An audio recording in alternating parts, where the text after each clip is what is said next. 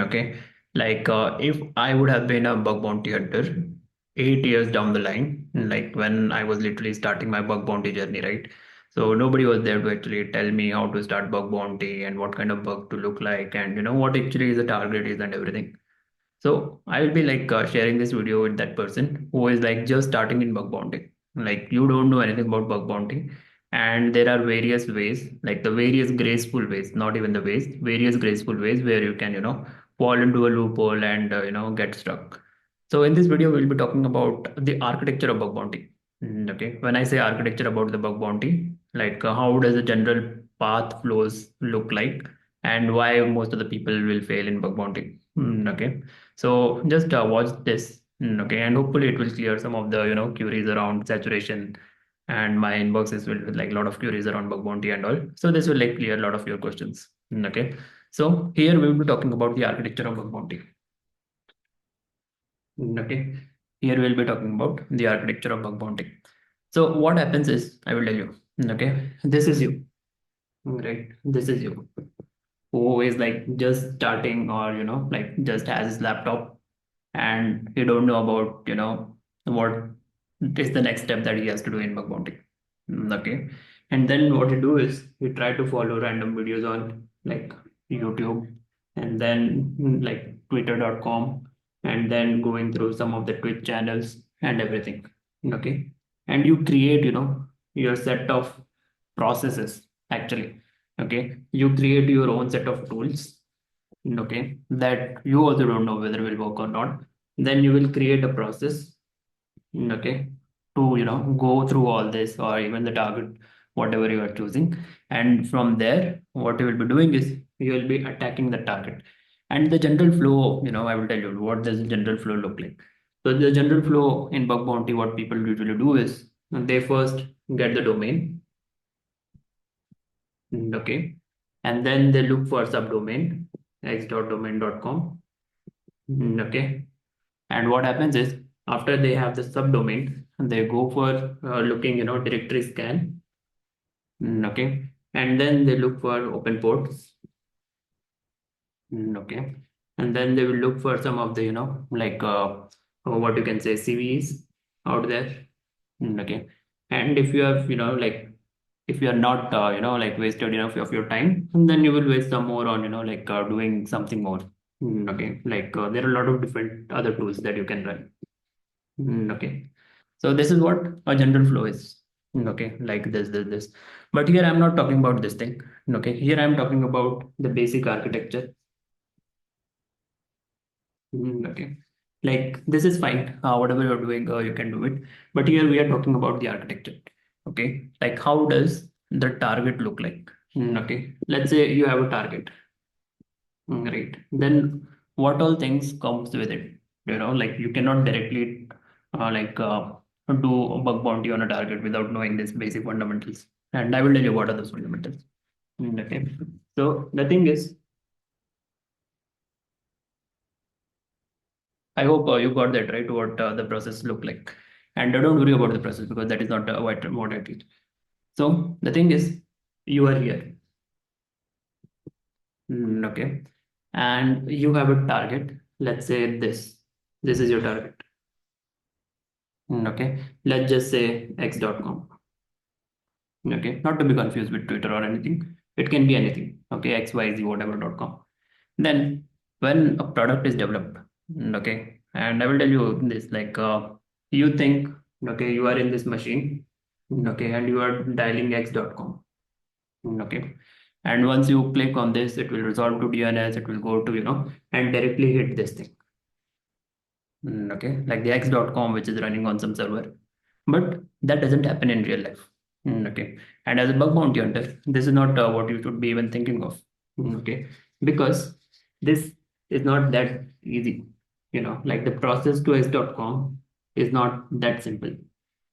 Okay, whatever your target is. So what happens is this is an organization. First, you have to understand this. Okay, like whatever target you have is an organization, right? It can be Zomato, HackerOne, or whatever, like it can be that way. So whenever you are sending a request, And on top of it, why I'm telling you all this, because whenever a product is developed, okay, it goes through, like multiple layerings. This is like, you might be thinking you are directly interacting with the server, but that is not happening in the real case. Okay, so how does the product look like? I will tell you. So let's say you have this x.com. Okay, and that is some website, maybe any UI service or anything which is running here. Okay, so this is your UI service which you call it as x.com. Okay, but under the hood, this is not it. It is not like that, like there is a machine. Okay, because this is what we think, like there is a machine on which x.com is running, and we will be directly targeting that. We will be looking for open ports directly, and like doing all the stuff directly, like this, like throwing 100 requests, or like 200 requests per second, or million requests, whatever you want to achieve, and it is going directly here. No, it is not happening in real life, because this is an organization, and that thing is deployed somewhere. Okay, when I say deployed somewhere, like any orchestration tool or anything is there on which this is running. Maybe a server, let's say, okay, a Linux machine or wherever, but definitely it will not be outside. Okay, so let's just forget about this. Okay, because this is what we think is happening, and this is not happening in real life. Okay, so this thing is deployed on some of the Linux boxes. Okay. And in companies, I will tell you what happens usually in companies. Like whatever services they have, like the front end, okay, or the back end. And if you don't know about front end and back end, I will tell you, going forward, don't worry. So in front end and back end, what happens is there will be two different services. One is the front end, which is like just viewing, like whatever you are seeing on the website, it is that. And then other is back end, like the functional aspect, like API and everything that you see on the URL, it's the back end. Okay. So what happens is they have the servers, okay, inside. And I will go deep into this. They have the server inside, and on one the front end is running, okay, and on one a back end is running. Okay, this is your application. Okay, this is the another application. Okay, and I will combine front end and back end later if you don't know about this. But this is what happens when you load x.com. Okay, these two things which are running here, and it can be any actually. Okay, we are not going into any, we will go that in that thing later. First, just understand front end and back end. Okay, and this is deployed on some cluster. Okay, when I say cluster, it can be like multiple boxes on which you can spin up your architecture, or you can spin up your like your services, whatever you are developing. And in companies, only front end back end is not the service. They have notification service, they have history management service, they have transaction service and whatnot. There can be like thousands of services actually, and in one of those boxes your service is running. Okay, and most of the time this environment is like the protected one, where they have their Jenkins, Jira, whatnot. So everything is on some units. Okay, so most of the companies uses a Dockerized architecture. If you don't know what Docker is, so mostly whatever is running on the services or the server is Dockerized.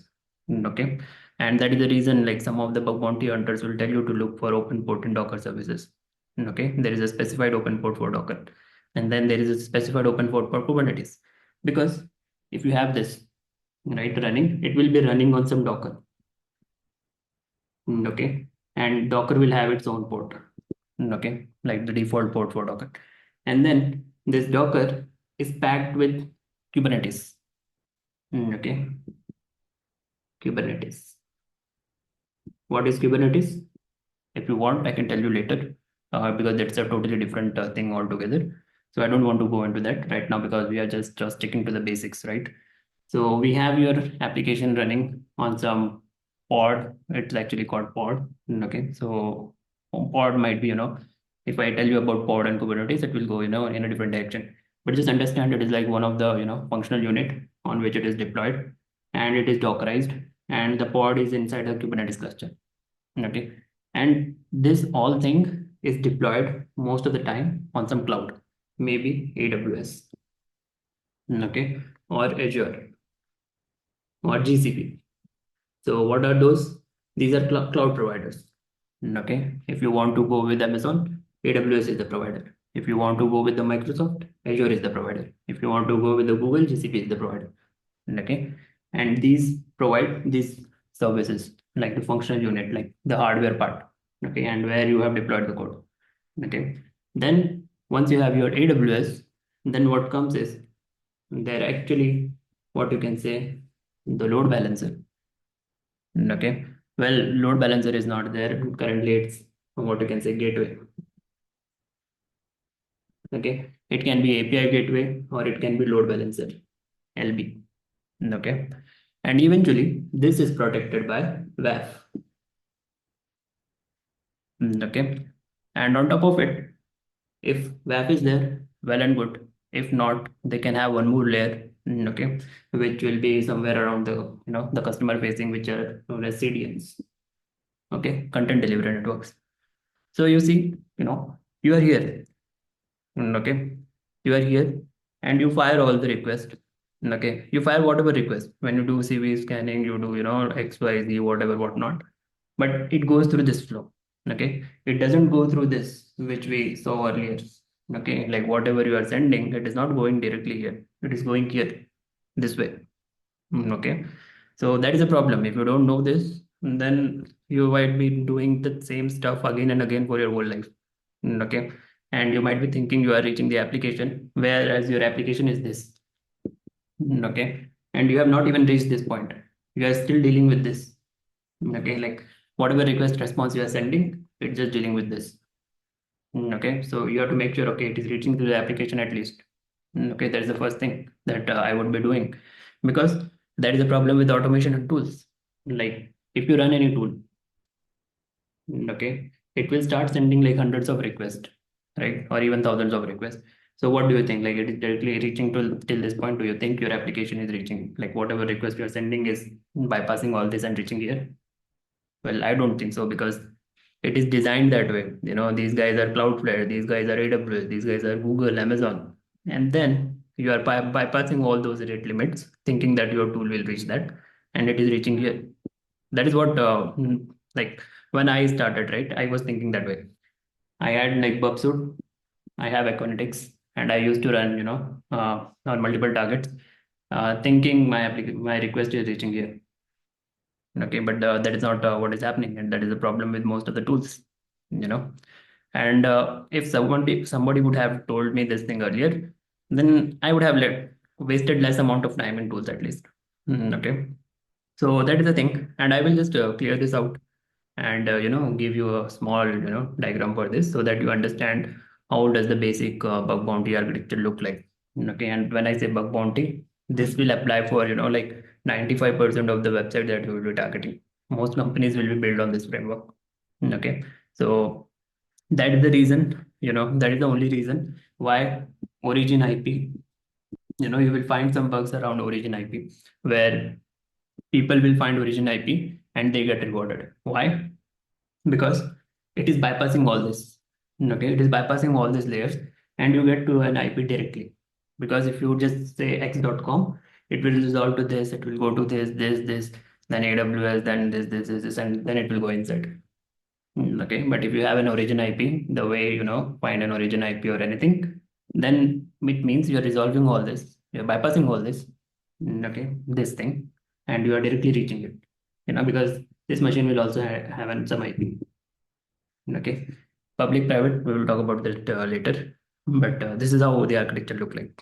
Okay, and I will create. I will just rub my awesome diagram actually. Okay, so I will create a more, like the decent version for this, so that you won't get confused.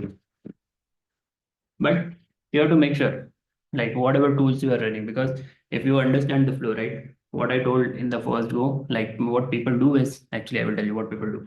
So they run CV scans. Okay, they run some other tools. They do directory scan. Okay, and then they do something more. Okay, like data port scan. Okay, and there's tons of things. There's no problem doing it, but the thing is you have to understand whether it is even reaching to your target or not. So what does the architecture of any application look like? It will be like this. Okay, and let's remove this. So this is you. Okay, and the application will be like this. Okay, and here somewhere your application is there.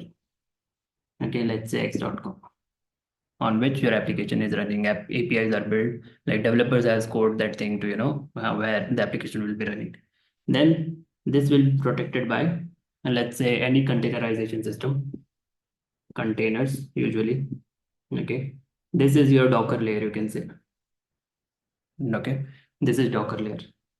Then most of the time it is like having a Kubernetes layer on top of it. This is Kubernetes. Okay, and all the networking is managed by Kubernetes networking. Okay, like there is a concept which is K8 network. Okay, it will be managed by your K8 networks, or it can be managed by Kubernetes service objects. So let's don't not go into that, but it is managed by K8. Okay, and then on top of it you will have an ingress or egress. Okay, ingress, egress. So if you don't know this, don't worry, it's fine. It's just basic layers which are there to actually read through your application. And then what you will be having is a load balancer, okay, or a gateway. Let's say gateway will be here. Let's say load balancer is there. Okay, what is a load balancer? So what happens is, let's say if you have one application and somehow the load on that application increases, so your load balancer will not send request to this. There can be multiple instances of the same application. Okay, so it will send to someone else. Okay, like this, or maybe this, because all are just the same. Okay, then once you have the load balancer ready, then what you have is on top of it, what you can say, the gateway. Okay, and if they want to add some more layer, your gateway is protected by WAF. Okay, so this is where you send request. Okay, this is where you send request. So it goes like this. Okay, and actually you have to reach here. Okay, and that is a problem with automation and tools out there. Like, and most of the time why people don't find bugs using tools and automation is because of this. Okay, because even the first layer is itself a WAF.